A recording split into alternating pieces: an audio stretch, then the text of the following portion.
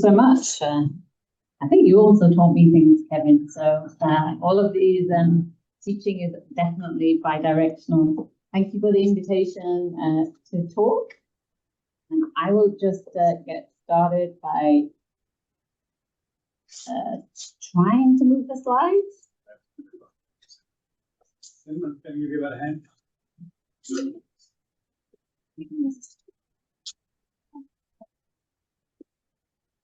Okay, have no conflicts of interest. Today a little bit, I'm going to talk about the different phenotypes and how they may apply to obstructive sleep apnea. But what I really want to focus on today is about different management options for children. And I really want us to think beyond our traditional therapeutics, such as adenotonsillectomy and CPAP. Just before I get started, I always like to know who my audience is. I don't know if I'm able to see any messages online, but maybe I'll ask the in-person audience here. How many of you here are sleep technologists? Raise your hand. Okay, quite a lot of you. I've always learned a lot from sleep technologists. I was always very grateful that nobody ever asked me to score because I was really bad at it. Okay, how many of you here are adult physicians? Okay, a few adult doctors. Okay, I can't see the responses from online right now, though. And how many of you here are pediatric? Okay, a couple of people. How many here are respiratory therapists? Ah, great. And psychiatrists? Yeah, psychiatrists. Okay, who have I missed? Raise your hand and tell me what you do. I missed somebody. Okay. Okay, looks like I've covered everybody. Okay, it's always helpful for me as I go through this, but I think the really great thing about being in sleep medicine and practicing sleep medicine is that anything I'm going to talk about today, including the work that I've done, is an entire team effort. So none of us are working independently. And certainly my journey in sleep medicine has not been a solo journey. It's been a team effort. I just want to have a shout out to one person here, Jeremy Gibbons. Hands up. So Jeremy Gibbons was the person I worked the most with when I started my sleep medicine journey at Sick Kids, and you taught me so much. Jeremy's just retired from Sick Kids after what I would say is an incredible journey. I'm just going to take this moment. Please could you all give a round of applause for Jeremy.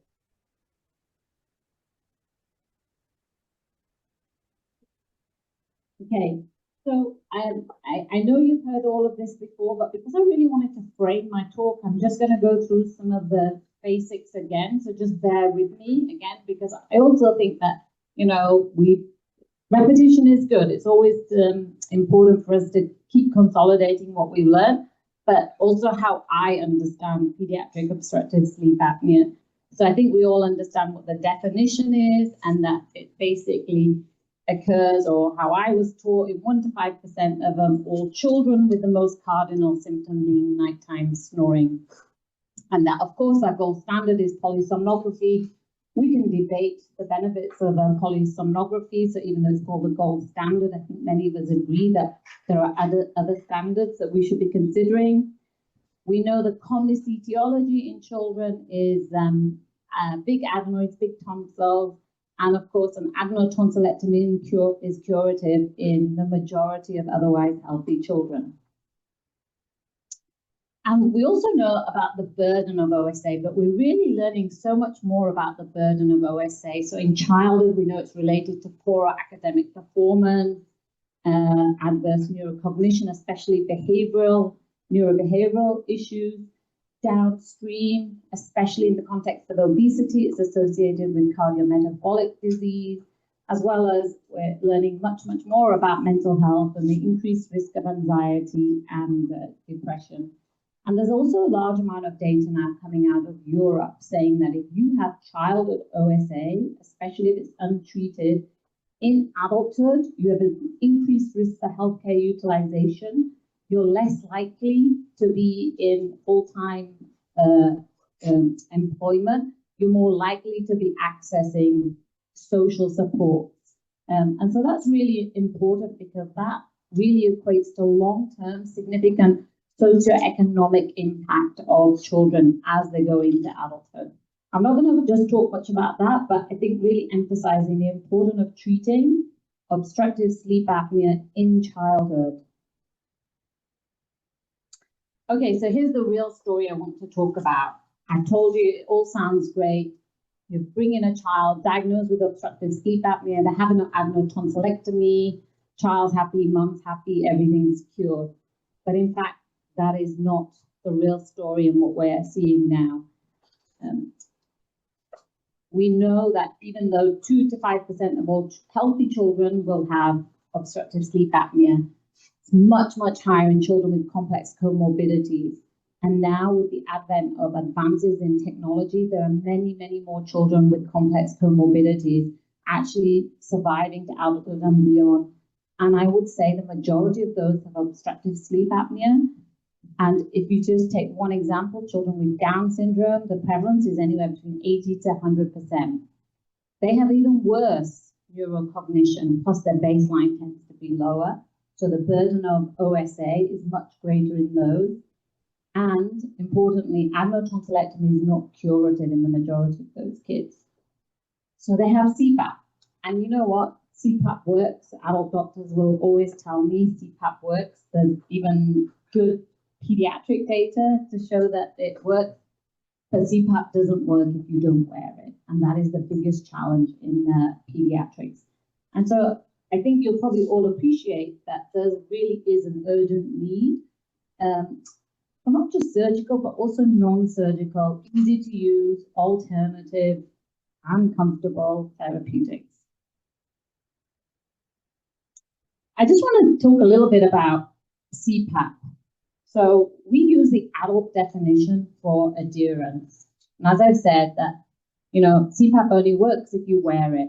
And in this study done by Rakesh Bhattacharjee, who actually also trained the sick kids, in this data with 20,000 children from the US, they found that 43% used CPAP for at least 4 hours for 70% of the nights during a consecutive 30-day period. And as you can imagine, the major barriers are similar to adults. They don't like the mask, they feel claustrophobic.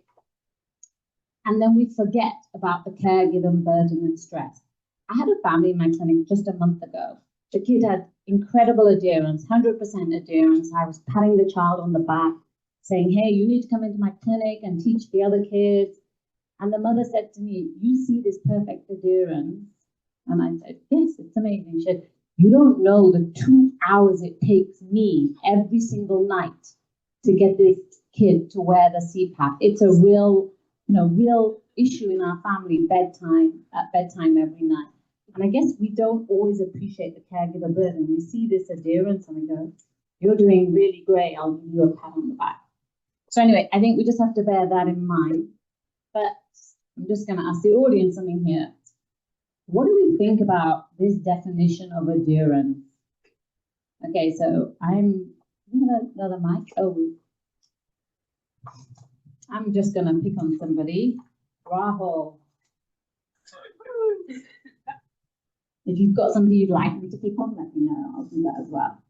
I think it's less ideal in pediatric patients where they're probably sleeping more. And so 4 hours is probably not a reasonable expectation of what you think compliance should be for those kids. And they have different sleep patterns. So I think that there's no standard definition, I think, for adherence in pediatric patients, but it's not ideal to be using the adult one. Yeah. So that's great. But also, this definition says 70% of the night. Well, guess what? Children sleep every night, not just 70% of the night.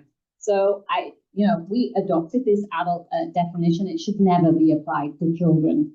And so we have really talked about adopting a different definition, which is using CPAP 6 hours for every night. And even 6 hours is low for the majority of children. So we decided to look at our data and say, what happens when we use the 6 hour definition? So this is unpublished data from sick kids. And here you can see when we use the definition of the 4 hours, 70%, you can see how many adherent. But when we apply a 6 hour definition, only 22% of our children are adherent, which is really showing that CPAP use is subtherapeutic. We cannot expect that we're going to improve childhood outcomes with CPAP. There has to be other alternatives. And here's another study that was done by my master's student, Sarah Salvatore. And what we showed is that the kids that were wearing CPAP and were transitioned to adulthood, and so these you can see here, like 5 hours and a decent amount of PAP usage. Here's what happened at 12 months. At 12 months, the average PAP usage was 2.6 hours a night. And we don't know why that happens. What we know is that we spend millions of dollars really helping children adhere to CPAP. Within 12 months of transitioning to adults, they fall off, they stop using it. And when we asked some of our adults, like, hey, what happened? We actually did a qualitative study, and this was part of the transition program I do with Toronto General. When we asked them, one of them, I'll share a funny anecdote. He's like, you discharged me, so I didn't think I needed to wear CPAP anymore. But they didn't like it. It didn't fit in with their adult life. They were going to university. So there's many, many reasons. But again, showing that there's a big fall off in adulthood. So what did we learn from this? We learned so much, and this is a whole host of research done at the Sick Kids is kids don't like CPAP, parents don't like CPAP, and that actually a one-size-fits-all approach doesn't really work for OSA. So for those children that don't wear CPAP, that require CPAP, we have to think of what else can we offer them other than CPAP. So I want to talk a little bit about the endotypes and why they may become important. So a lot of this data is actually from adult literature here. And we know that the majority of the kids that we will see have a real anatomical phenotype. So adenotonsil hypertrophy, pharyngeal fat, tongue volume, and of course, abdominal fat. As we know that an increased abdominal circumference decreases the tethering effect on the pharyngeal airway, predisposing to upper airway collapsibility. But we also know that this is evident in our children. It's a poor muscle responsiveness. And what this really means is that there are children who, with increasing negative pressures predisposing them to upper airway collapsibility, their muscles are not responding fast enough to dilate to prevent the upper airway collapsibility. So about 30% of children will have poor muscle responsiveness. We're also recognizing that the low arousal threshold here. So a low arousal threshold just means in response to increasing negative pressure or upper airway collapsibility, our patient child is arousing, and as they're arousing in the shifting sleep stages, that shift in sleep stages, it means that the muscles can't actively recruit and respond in the same way. So this transitioning through different sleep stages gives a lot of respiratory instability, also promoting upper airway responsiveness.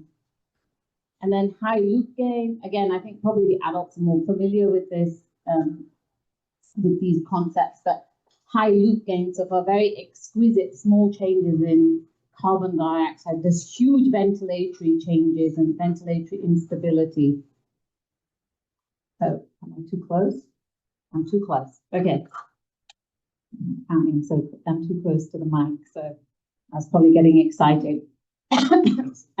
So low arousal threshold and so, high loop gain. So respiratory instability, which I think also lends to changes, huge swings in your respiration and huge swings in your muscle responsiveness. So how can we use some of these data or some of these concepts to really think about what are some of the options for our children? So I want to come back to this, that we have anatomical variability, but we also have poor muscle responsiveness, which I think are the main factors in children. So we are proposing this approach here, and this paper was published by my group in the Lancet, and you can see here that we really need to identify the risk factors for OSA, persistent OSA after adenotonsillectomy or even before, obesity, neuromuscular, genetic, craniofacial causes, And I'm not really going to talk too much about the social determinants of health, but we do know that they play a huge role, probably through the pathway of inflammation in promoting upper airway collapsibility. That we have to take these risk factors into mind, look at all of the available and accessible therapies, and then use a shared decision-making approach here, and looking at the patient preferences to guide them to the right therapy for that patient. And when I say the right therapy for the patient in the context of children, it's for the child and the family. And so we have pharmacotherapy. I'm going to talk about all of these shortly. I've already talked about CPAP here, and I'm not going to talk much about that, but I will just talk about therapies beyond CPAP, so high flow therapy, positional devices, and then of course some of the really advanced surgical interventions to help guide some of these management issues. So let's just talk about, as I mentioned, just some of these approaches right now. I know Rahul has talked to you about heated high flow therapy. Rahul, did you cover all of this? Oh, you did. Okay. Well, I might do better because it's my study, but that doesn't really matter. But just in essence, to say that this was just a proof of concept, randomized controlled study in the sleep lab setting only, where no oxygen was applied, just to see if high flow could be as effective or non-inferior to CPAP. I'll go quickly through this because Rahul has covered it, but there was a lot of diversity of our patients, which really reflects the diversity of the patient population we serve at SickKids. And most of them were medically complex and or had obesity, and the majority of them had an adenotonsillectomy. And just to talk you through, Rahul, did you go through all of this? You did? Okay, so you know, I'm just going to jump here, that high flow was not inferior to CPAP, and all of the secondary outcomes that we were looking at in terms of oxygenation indices were similar to CPAP. And then what we really wanted to know, did you cover this? I found something I didn't cover. What we really wanted to know is actually, what are we hoping to improve? We're really hoping through high flow that can we really address the hypoxic burden that we know is associated with obstructive sleep apnea. And when we look at CPAP data and high flow data, we know that there were similar reductions in the hypoxic burden with high flow compared to CPAP, really telling us that this could be an effective alternative therapy for CPAP. And the advantage of high flow, as Rahul likely pointed out, is that it is really comfortable compared to CPAP. Have any of you tried high flow? Nobody's tried it? Actually feels really good. It's really warm. All this air goes through your nose, and it actually makes you feel quite sleepy, especially at lower inspiratory flow rates. Did you cover this, Rahul? Okay, and then what I wanted to point out is we don't actually know how high flow truly works to address obstructive sleep apnea. We all know that with CPAP, you need a positive distending airway pressure to keep that airway open in the context of upper airway collapsibility. But we know high flow will not deliver similar types of pressures. And in fact, when we look at CPAP pressures here compared to high flow, here you can see the children that needed CPAP pressures of 12 needed only a flow of 40. Similarly here, needed a flow of 60. And why is that important? So we know that 60 liters per minute is only equivalent to about 5 centimeters of PEEP or 6 centimeters of PEEP. So highlighting that we know it works to address OSA, but we probably don't know the entire underlying mechanisms of how it works. I think that basal it actually improves the air flow into your nose and eventually into your brain, so it improves the oxygenation in the brain, so decrease the hypoxia, and help you sleep and improve your cognition. Okay, so for the online finished. For the online group, the question was like, do we think it improves oxygenation and flow? So we know that high flow has, like, you know which flow you're delivering, and it's very high in respiratory flow. This study was done in Ruma. It doesn't explain all of the mechanisms. What we think is happening is that the high flow is actually activating the mechanoreceptors in the nose, and the mechanoreceptors are promoting advantageous changes in the respiratory system. We think, but I still think there's a lot of work to be done about how high flow does really work in addressing OSA. And so right now we are undertaking a randomized control trial across Canada in children, so hoping to recruit around 300 children, whereby they're going to be randomized to CPAP versus high flow in the home setting for 3 months. And the goal here, actually, the primary outcome is adherence. And many people ask me, like, why are you interested in adherence? Because I have a therapy, I think it works, just like CPAP works. The question is this going to be the same story as CPAP, that we prescribe it, it goes in the home, and then people don't use it for whatever reason? So the actual primary outcome here is adherence. And the newer version of high flow, Evo 3, actually has inbuilt adherence mechanisms. So just like CPAP, we're going to be able to see observe the download data and be able to see who wears it, when they wear it, and how long they wear it for. So I will come back when I have those results, but I'm only at the start of this study. Okay, so when do I prescribe high flow? Rahul, did you cover this? Oh, he didn't cover this. So when am I prescribing high flow right now? I'm prescribing it. It is in the homes of children. When a child is CPAP intolerant, and even if it's being purchased and trialed in the homes, when the child is symptomatic, it's impacting both the child and the family, the significant impairment in quality of life. And after I've done a PSG titration with high flow to show that high flow is effective in reducing the OHI. And right now, we've always prescribed it to families where they're either able to afford high flow or there's some mechanism of funding. But Ontario is just about to approve high flow similar to CPAP to be prescribed. So that hasn't happened yet, but I think it will really change the face of how we're treating sleep apnea in children. So I want to go on to positional therapy. So Rahul, did you talk about positional therapy? Okay. So I'm really interested in positional therapy because A, it's cheap, it's readily accessible, it's non-invasive, it's portable, it's scalable. And the one thing that I think it's really important as we think about therapies for children, it really addresses the disparities in both access and delivery of sleep health in children. So if you live 6 hours away, your chances of seeing a sleep specialist are pretty low.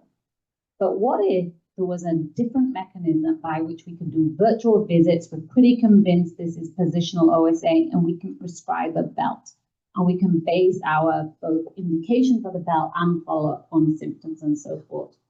But there's very little data on positional therapy in children. So I'm gonna, the first study done in children was by Lena Zhao, who's now faculty at the University of BC. And she showed in this observational study, she took 10 children, she took their baseline data, and she put them back in the sleep lab with a positional belt. And this positional belt we used was called a Remedy belt. And it's actually just like a little backpack with inflatable bumpers in the back. So it prevents you lying on your back. And what she did in this study is that she gave everybody one of these belts, and then she looked at their OHI before and after, as well as their sleep time and their oxygen desaturation index. And I think you can see here, some children definitely responded. All children decreased their supine sleep time, and group data didn't show that it improved the oxygen desaturation index. But this was being really driven by this outlier here. But I think if you focus on the other 9 patients here, there was a reduction in OHI. And similar here, reduction in the oxygenation index, saying that maybe there's a group of children who really respond to the positional belt. Looks like a reverse. Okay, the comment was, it looks like a reverse bra. Okay, I can't unsee that now, actually. Okay, so Lena went on actually to do a randomized control trial similar to the high flow study.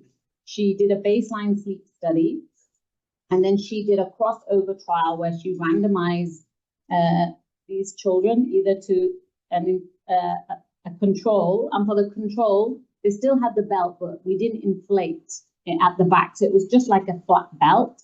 And then the crossover part was where she inflated the belt so they couldn't lie on their back. And here the primary outcome was looking for a reduction in the OHI. And there was a whole host of secondary outcomes as well, but also we were interested in the comfort of the belt. So I'll take you through some of the data here. So I think you can see that there was a significant reduction. This is the percentage of total sleep time. Significant reduction here in the total sleep time. But look, some people's total sleep time with this positional belt actually is the same, or it went up. And then we think that really reflects the night-to-night variability in children that is missed often on the first night. Again, there's box plots just to show you significant reduction in the total sleep time. However, that did not play out when we looked at the OHI. Again, you can see here, and I'll just disentangle this for you. There's a few children that improved. Their OHI improved significantly here. Some, the OHI went up, and some didn't change here. And when we looked at the group data, it was not statistically significant. But when we really interrogated that data a little bit more, what we saw was that there was a group of children, maybe 7 or 8, actually, that had resolution of OSA. But we really want to identify which group of children did benefit. And it looked like those with a lower baseline OHI, those that actually had a much higher supine to non-supine OHI ratio. And interestingly, those with medical complexity seem to benefit more than otherwise healthy children. So one of the things that we're actually looking at right now is that we are endotyping. I've talked about the endotypes. So this group is actually having endotyping data done right now to see what was different about the responders versus the non-responders. So again, hopefully have that data actually in the next few weeks. We're almost there. But that will be important. But we're continuing to do a much, much larger randomized control trial also to help us look at the clinical phenotypes of the patients that are responders to the positional belt versus that don't. Okay, how many of you are familiar with drug-induced sleep endoscopy?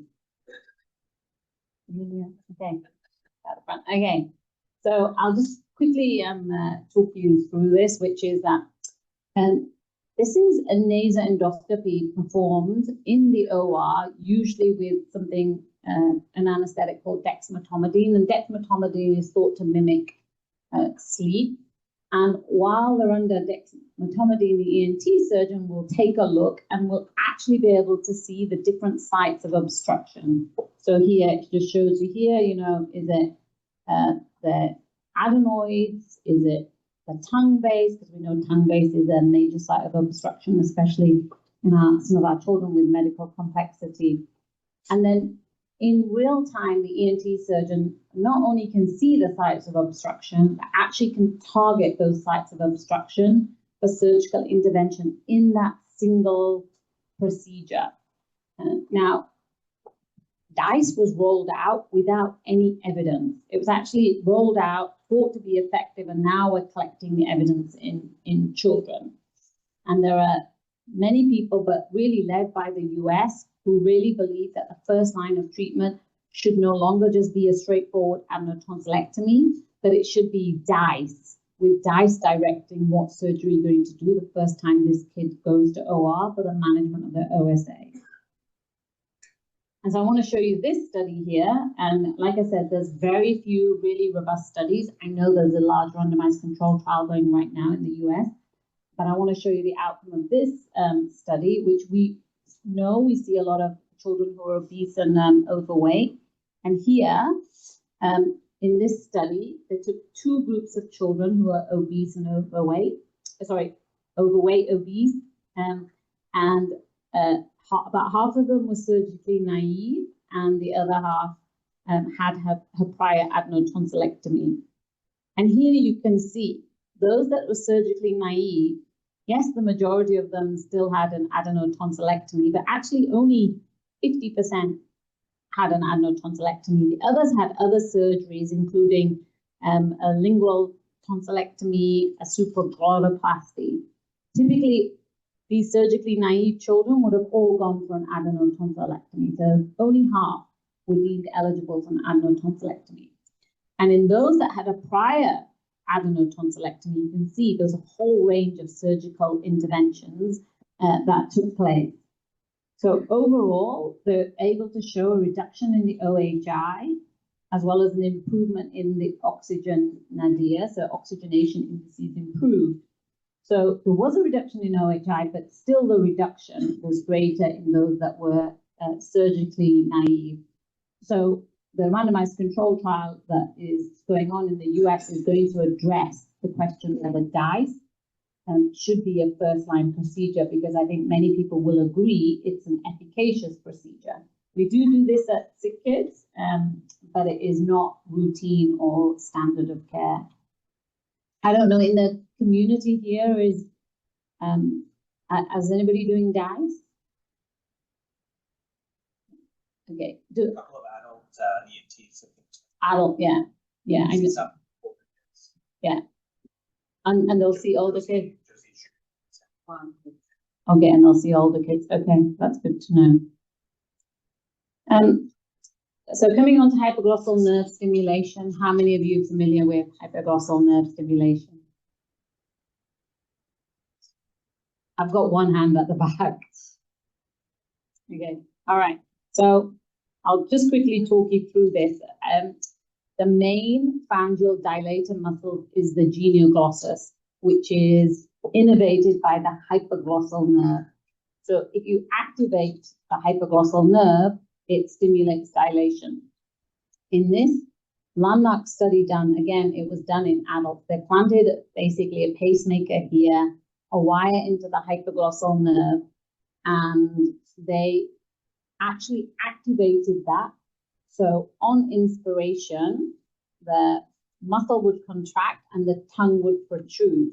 I don't have a video, but I can tell you that I don't imagine that would be easy being a bed partner with somebody who's doing this all night. So, yeah, so highly invasive procedure, highly costly, but after 3 years, 2/3 of these adult patients had sustained benefits, not just in the reduction in AHI, but actually their daytime symptoms, particularly sleepiness, and documented much improved quality of life.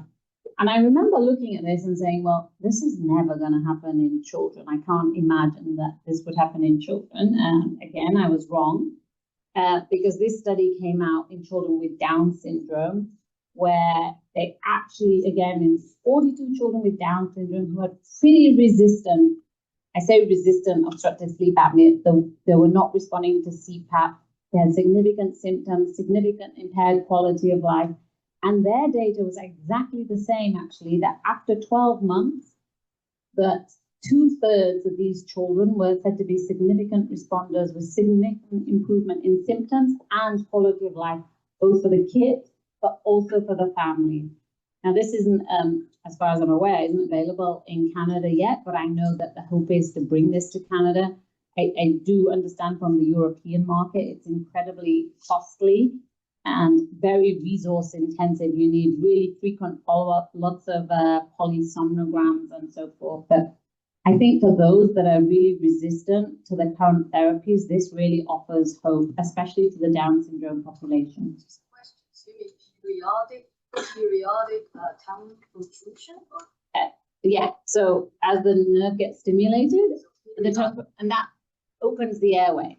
Okay, so as you said before, oftentimes it's because the tongue fall back, obstructing the airflow, right? And that's part of the reason of sleep apnea. So I guess this hypoglossal nerve stimulation is to mitigate that problem. So the tongue is getting out of the way, and of course you sleep better. Yeah, that was one of the mechanisms that opens up the airway. Yeah, for sure. But then it may associate with more drooling, because if your mouth is open, your tongue stick out, then you drool. Yeah, there was a bit of drooling, but actually the biggest side effect that they reported was actually numbness of the tongue. And dryness. Yeah, and dryness. So,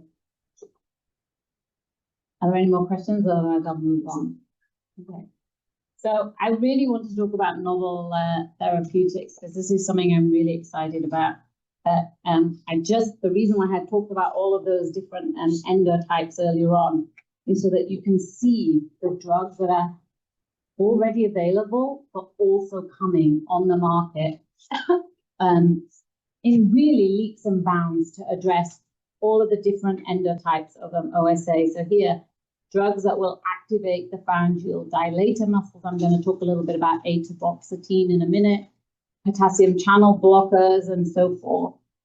So some of these are already being used in adults, and some of those are really part of a lot of trials at the moment. There's also drugs that we know that will increase the respiratory arousal threshold and therefore address loop gain. Address the arousal threshold issues such as trazodone. There's also a huge host of drugs now to reduce respiratory control, instability. So cetazolamide, but there's a recent data on sulfiam. Is anybody using any of these drugs in their practice? No.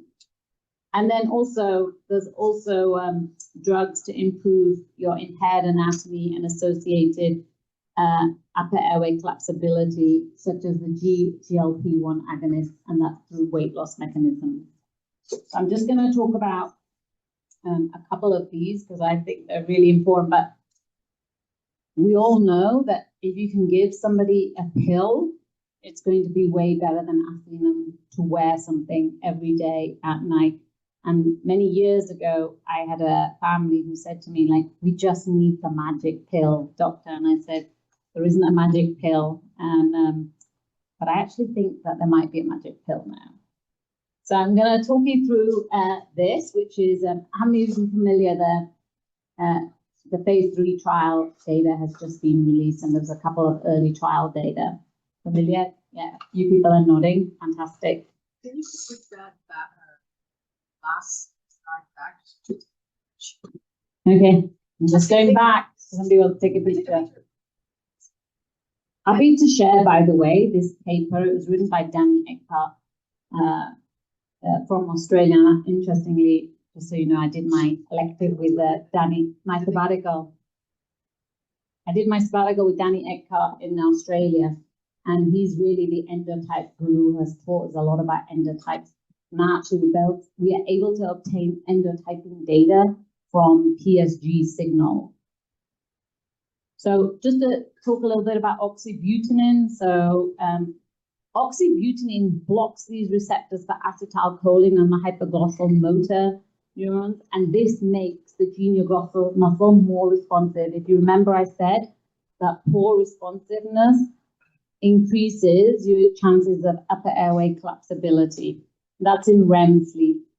Atomoxetine, and by the way, oxybutynin is an old drug for bladder control. So the great thing about these drugs I'm talking about, they are repurposing old drugs for the benefit of the management of OSA. So atomoxetine prevents your norepinephrine being reabsorbed and then increasing its signal. So when you put both atomoxetine together with oxybutynin, the adult data, the deep physiological adult data showed that it markedly increased your muscle responsiveness, which led to a reduction in obstructive sleep apnea. And they can make a combo. They made a combo pill, they did. They did? They made a combo pill, for sure. Here's just some of the trials, if any of you are interested in reading more. Some of the key papers that I've talked about today, I'm happy to send them to Dr. Danju, and he can distribute them if some of you are interested in learning some more about these.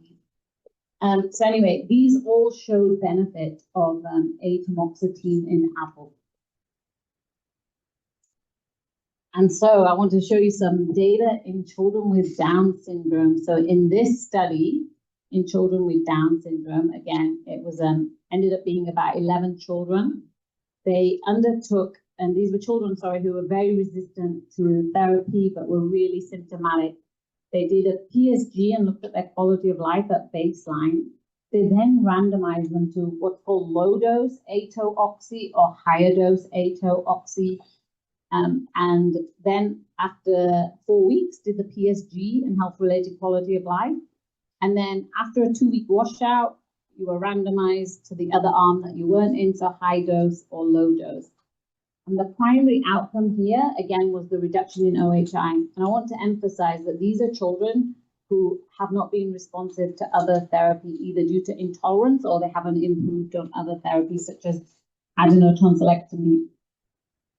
I want to show here that overall, you can see that not everybody improved with their reduction in AHI, and the mean AHI was around 8, but a significant number of children did have a reduction in their OHI, and there was no difference between the low dose and the high dose ATO-oxy. And overall, when you looked at the group data, there was about a 50% reduction in OHI. And again, in that group, what they recognized is that there were some kids who were more likely to respond versus those that didn't. And Dr. Coombs, who's the author of this paper, they're conducting a much, much larger study now. Actually, it's going to wrap up at the end of May, looking at outcomes in children who received 3 months of the ATO-oxy. I think it's 3 months.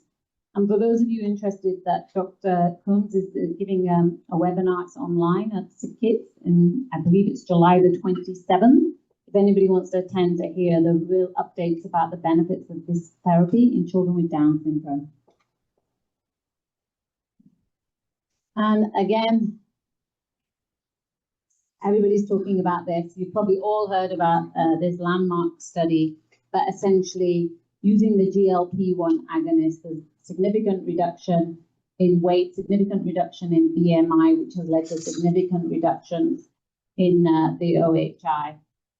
We don't have similar data in children. We only have anecdotal data where children who've been on this therapy have benefited in terms of their OSA, but there isn't any really robust data out there. But I do think that as we move forward and more children are eligible for GLP-1, because right now there's pretty strict criteria. For example, you have to be pre-diabetic. But I think once that we recognize that OSA should also be an indication for GLP-1 in the context of obesity, I do believe that more children will benefit in terms of their management of obstructive sleep apnea. Okay. The last 2 slides, I don't know how I'm doing the time, but okay, I'm going to take you through 2 cases, both real cases. So patient A, this is very typical of what I will see at SickKids. So Down syndrome, she was 7 years of age, BMI was borderline, very severe OSA at 37. So in children, more than 10 per hour is severe. Lots of desaturations, with the lowest desaturation to 73%.